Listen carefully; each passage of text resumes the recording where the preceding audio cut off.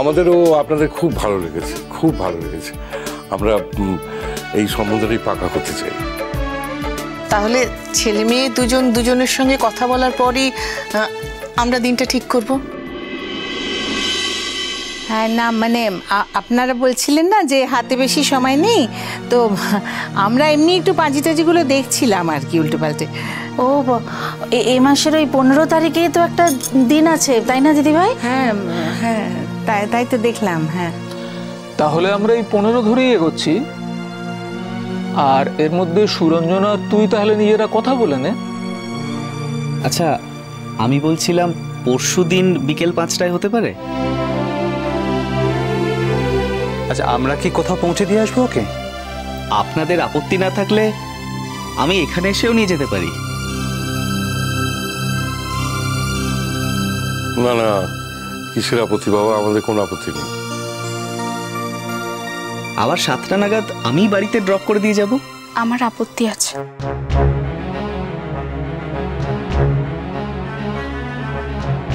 আমাদের কথা বলার আগে তো আমরা জানি না যে এই বিয়েটা আদৌ হচ্ছে কিনা, তাই তার আগে আমি আপনার গাড়িতে উঠতে পারবো না। জায়গাটা জানিয়ে দিলেই হবে, আমি একাই চলে যেতে পারবো।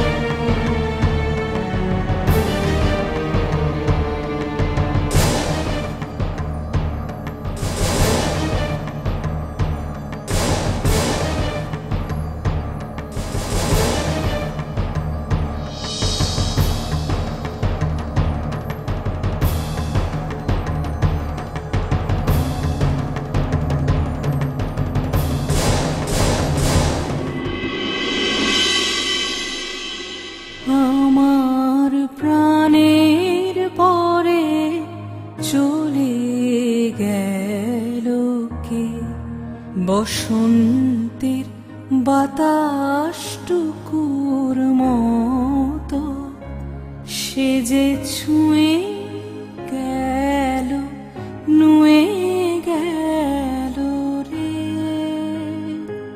ফুল ফুটিয়ে গেল শত শত, সে চলে গেল বলে গেল না। সে কোথায় গেল ফিরে এলো না। সে যেতে যেতে গেল কি যেন গেয়ে গেল। তাই আপন মনে বসে আছি কুসুম বনেতে। তাই আপন মনে বসে আছি কুসুম বনেতে। সে ঢেউয়ের মতো ভেসে গেছে চাঁদের আলোর দেশে গেছে। সে ঢেউয়ের মতো ভেসে গেছে চাঁদের আলোর দেশে গেছে। যেখান দিয়ে হেসে গেছে হাসি তার রেখে গেছে রে। মনে হলো আখির কোণে আমায় যেন ডেকে গেছে সে। আমি কোথায় যাব, কোথায় যাব। আসলে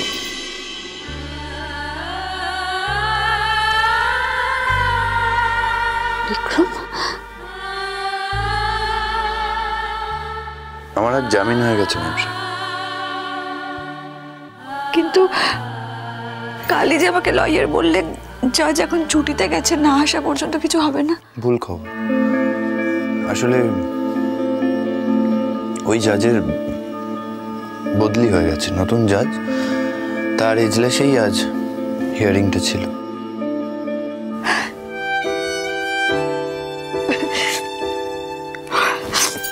ভাবতে পারছি না, ভাবতে পারছি না। হ্যাঁ, এই সুযোগে তাও তোমার সাথে হয়তো কটা দিন কাটাতে পারবো।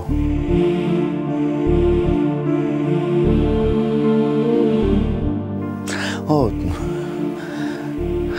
আসল কথাটা তো তোমায় বলাই হয়নি। কি?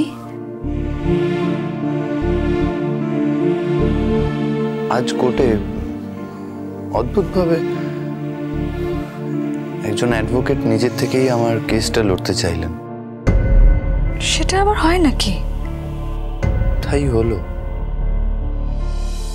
কি জানি, হয়তো তোমায় শান্তি দিতে চান, তাই আমার কেসটা লড়লেন।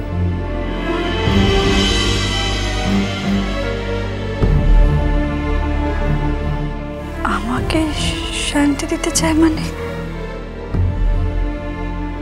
ওই লয়ার কি আমাকে চেনেন, বা আমি কি ওনাকে চিনি? আলবাত চেনে। আমি চিনি এমন লয়ার?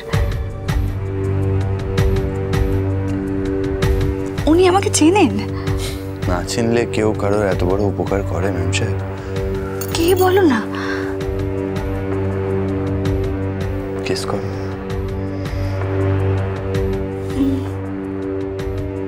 আমি জানি না। পারলে না তো বলতে।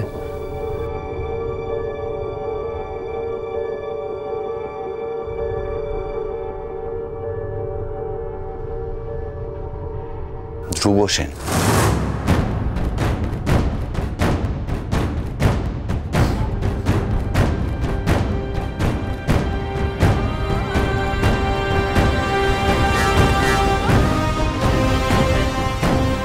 তুমি জানো ম্যাম সাহেব, ধ্রুব সেন কি অদ্ভুতভাবে আমার পক্ষে সওয়াল করলো কোর্টে। এমন সওয়াল করলো যে জাজ আমায় জামিন না দিয়ে পারলেন। এইভাবে সবকিছু ব্যালেন্স করা যায় না বিক্রম। ব্যালেন্স? হ্যাঁ, ব্যালেন্স, ব্যালেন্স। এত কিছুর মধ্যে তোমাকে কথাটা বলা হয়নি, আমি বলতে চাইনি তোমাকে। আমার বাচ্চাটা বেঁচে আছে বিক্রম। হ্যাঁ, আমার বাচ্চাটা বেঁচে আছে, ও বেঁচে আছে।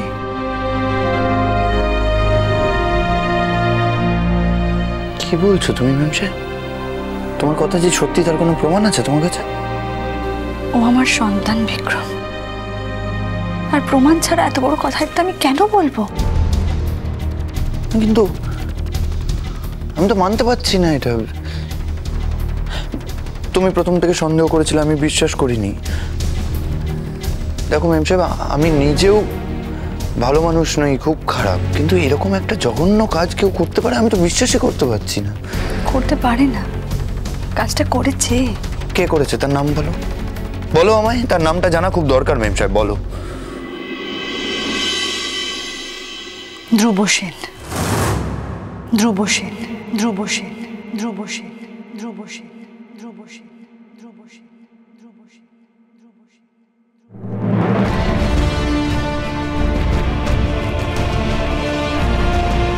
ধ্রুব সেন? এত অবাক হওয়ার কিছু হয়নি বিক্রম। দিনের পর দিন ঘা খেতে খেতে আমি অবশ্য আজকাল কোনো কিছুতেই অবাক হই না, কাউকে 100% বিশ্বাসও করি না। না ম্যাম সাহেব, কোনো অসঙ্গত কথা তুমি বলনি, অন্যায়ও বলনি, ঠিকই বলেছ। তুমি এই কথাগুলো বলতেই পারো, জীবন তোমায় দিয়ে বলিয়ে দিয়েছে। আমি কিছু মনে করি। মিষ্টি কুটুম, মিষ্টি কুটুম, মিষ্টি কুটুম।